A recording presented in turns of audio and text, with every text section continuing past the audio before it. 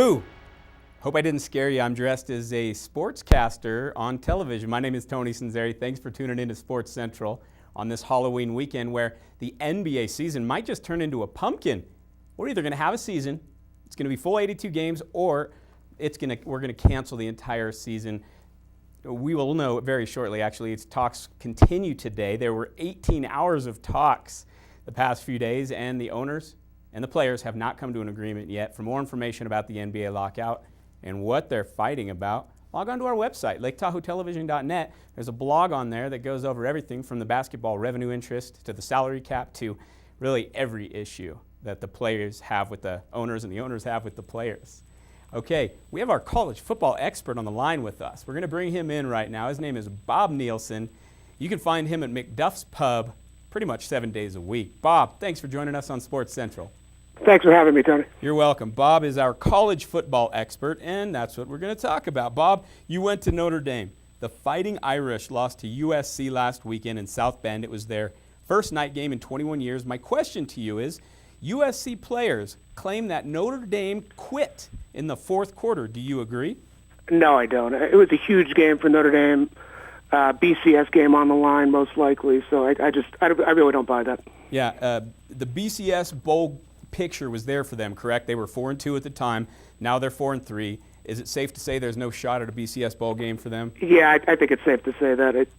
They still have that really tough game against Stanford at the end of the season. So, I mean, maybe with a win there and some other things happening around college football, they might get a shot at it, but most likely it's pretty much out of the question. There is a lot going on around college football right now. Let's talk a little bit about this weekend's slate of college football games. Which ones intrigue you most and why?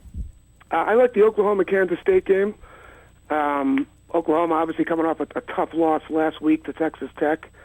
I like to see them bounce back and beat the 8th-ranked Kansas State team. Okay, yeah, that's going to be a big one. 2 ranked teams going up. Are there any other ones that intrigue you this week? Well, I think it's Southern Cal again playing Stanford Saturday night. Stanford had a tough test last week with Washington, but I think be a huge game for both teams, and we'll really get to see what Stanford's made of. Absolutely. It's going to be interesting to see. They play in that Pac-12. They've added a couple new teams. They got a great quarterback, Andrew Luck, who I think personally is going to win the Heisman. We're talking with Bob Nielsen. You can find him at Macduff's Pub here in South Lake Tahoe off of Fremont Avenue.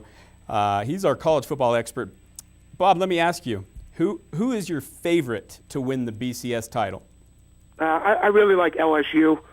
I think they'll beat Alabama next week. I just they're a tough team, a great defense, and I think if they do get through Alabama, I have them beating Clemson in the title game. Okay, so LSU is your favorite, and you think they're going to win that game against Alabama this upcoming weekend? I do. Great. And what do you think about the quarterback situation there at LSU? Well, I think it's tough. They had the first guy go on suspension early in the season, but I think you stick with the guy who's winning games for you. So okay. We'll see what Les Miles does, but that would be my opinion. Fantastic. Bob, I could talk about sports with you all day, and I actually have in the past. So yes, we have. I want to say thank you so much for joining us. I look forward to speaking with you again. Thanks, Tony. Appreciate it. That was Bob Nielsen, Macduff's Pub, 7 days a week. Go see him over off Fremont Avenue in South Lake Tahoe. That does it for SportsCentral. I'm Tony Sunzeri. That's Jeremy DiMarzo back there. And on behalf of everybody, thanks for watching. Take care.